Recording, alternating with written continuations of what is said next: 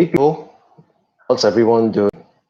Today is a really different setup here today. I am actually doing a simulcast. So I have this as the YouTube, so hi YouTube, and I have this as Facebook. This is hi Facebook. And so, I think it's a really interesting way to live stream this way because you get one on the one hand you get one aspect of the YouTube side, and then of course you get the other aspect of the Facebook side, right? And so in any case, welcome. This is episode 54. My name is Melvin. If you are first time watching me live stream, what is this live stream about? Basically, it's one man, 1 million, all digital. So the key idea here is that how you can go from a one person business to build up a $1 million in revenue annually and selling nothing but digital products. So that's the end goal. And what got me here today, it's really the idea that I wanted to be able to leverage time, leverage location. I do not want to be tied down to a single location itself because when I started doing my consulting work, I was restricted to being where I am. And so, I recall that during that time when I was doing my consulting work, I I could only be at one place at one time. And one thing that was really tough to do was that I was not able to go on vacation as and when I want to. I had to wait till the schools go on their vacation. Then only then am I able to go for my vacation, and that sucked, right? That really sucked for me. And what's worse was when we had our first child, and I wanted to be with my child as much as possible. And as a result of that,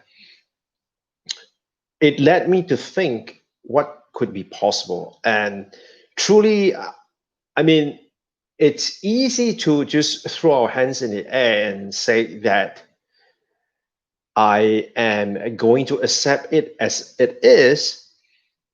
However, I'm not the type that will settle. And so, what I really wanted to do was to find a way to be able to help me do that very thing, which is I want to have my cake and eat it. And so I thought of this idea of what if I could have what I call live freedom, which means I have location freedom, I have intellectual freedom, I have financial freedom, and I have time freedom. So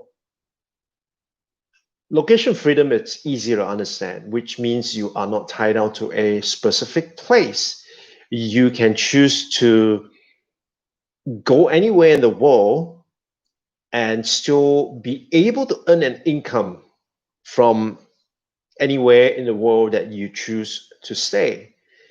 And it's probably easy for someone who is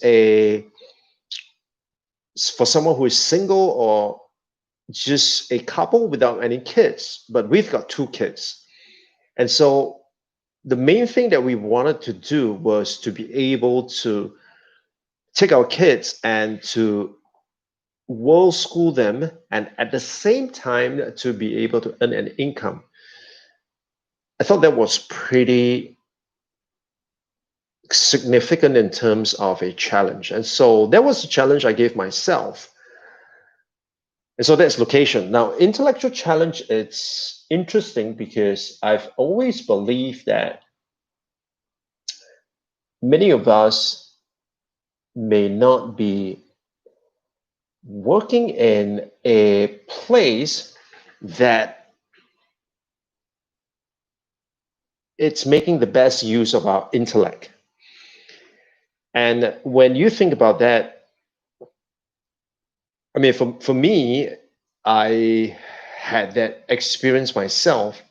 I mean, I love economics, right? I love economics.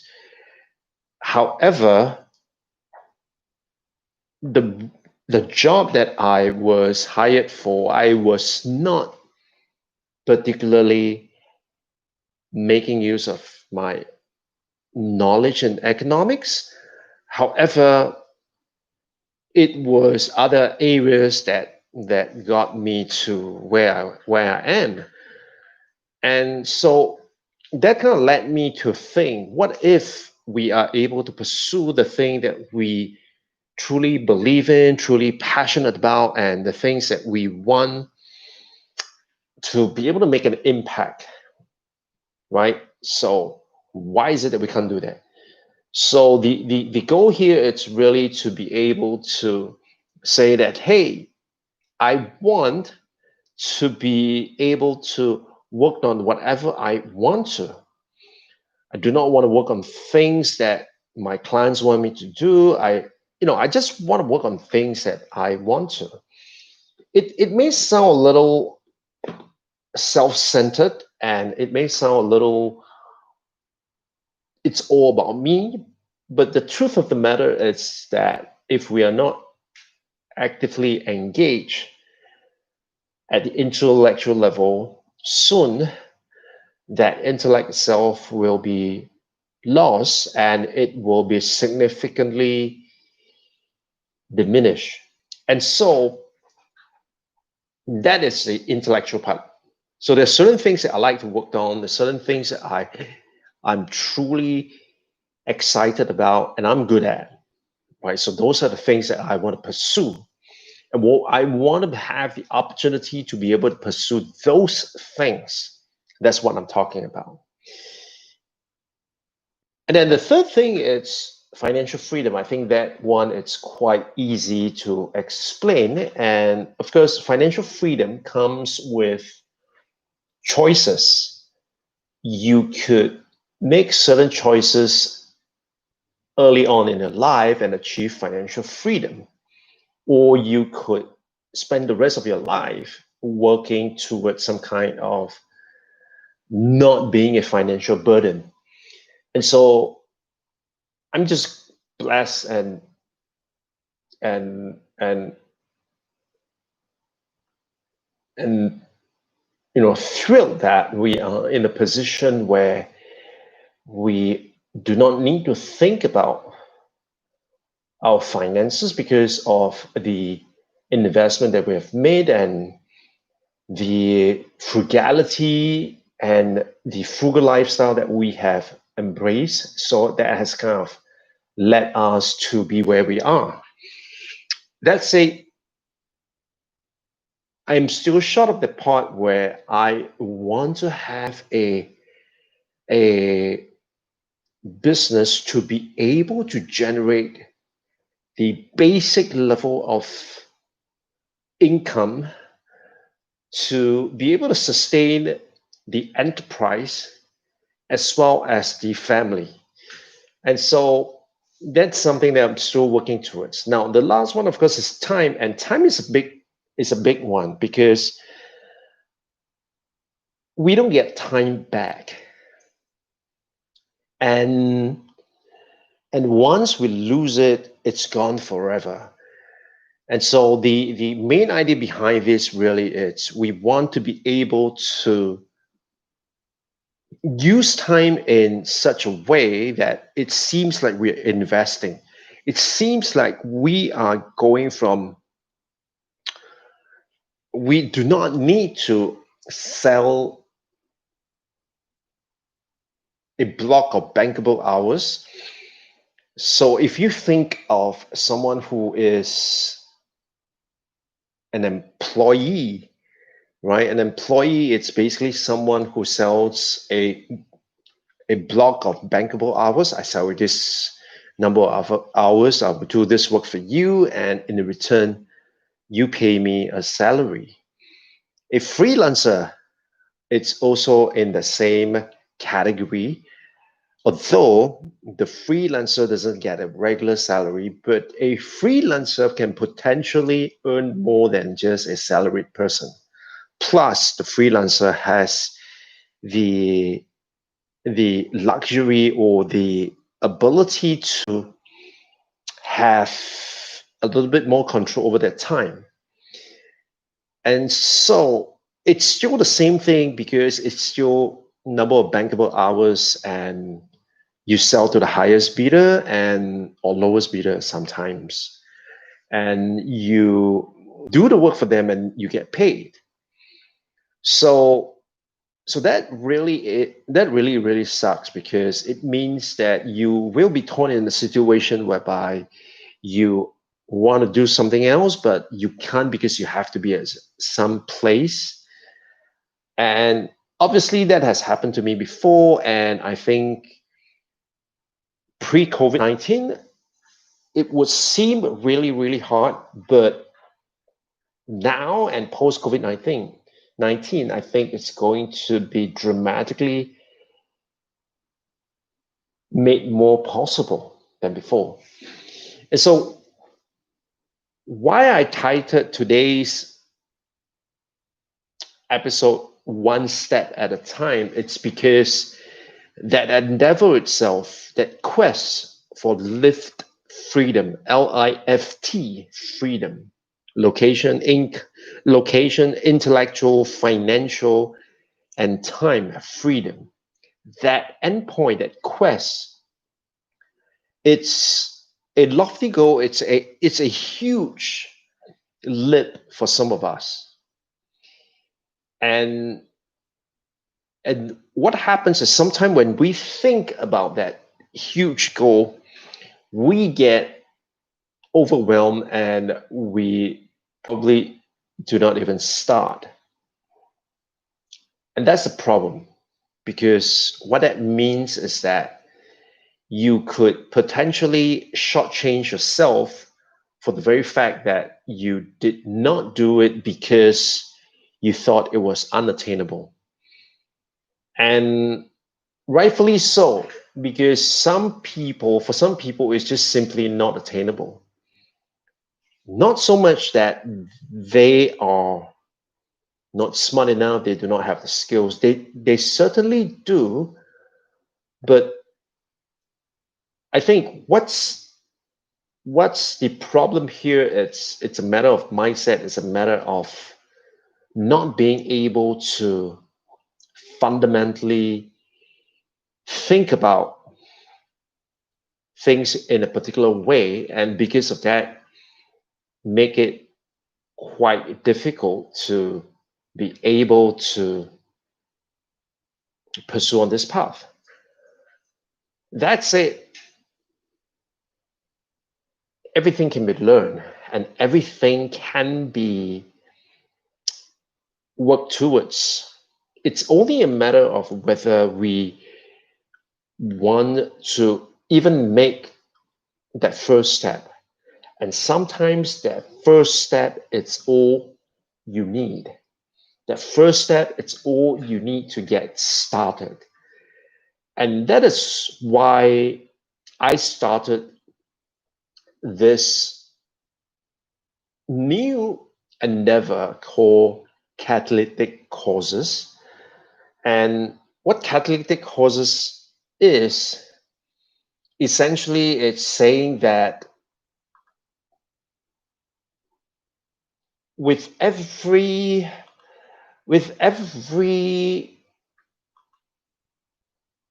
journey, there is a process.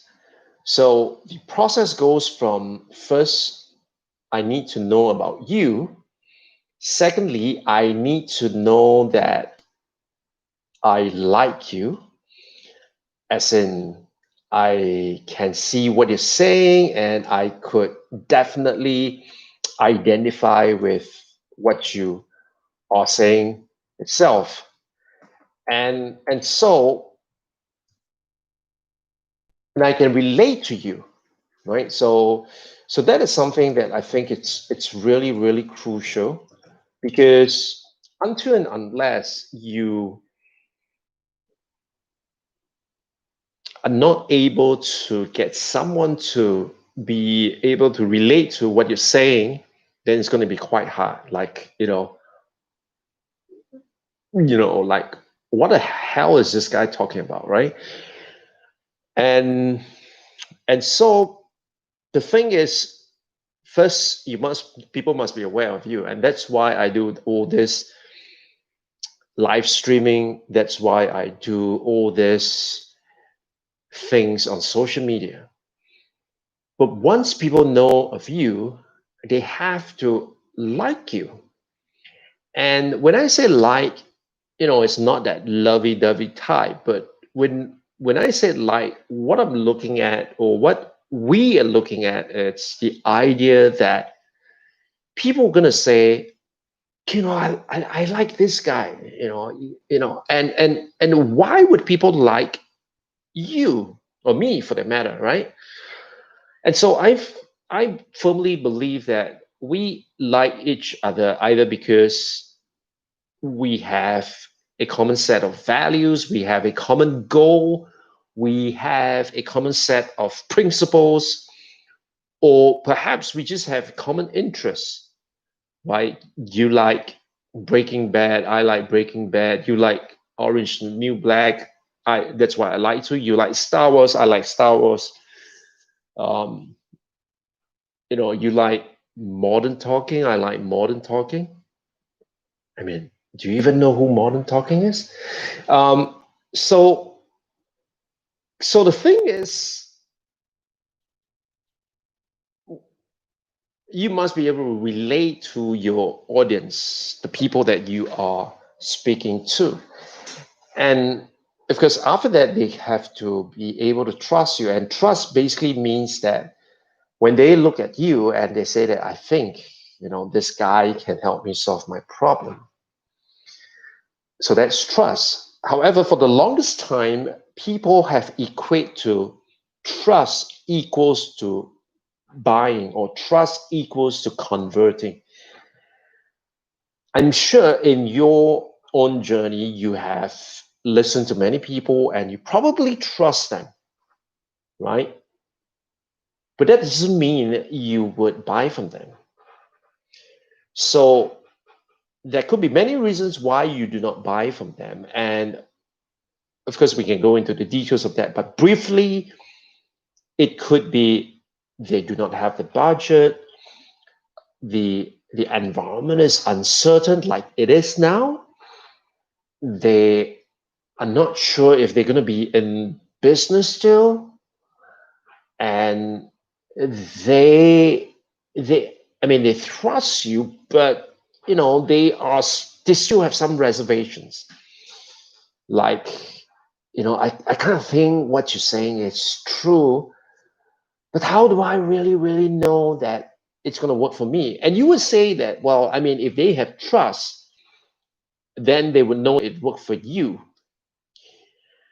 And I disagree. So I believe that just because someone trusts you doesn't mean that person will buy from you.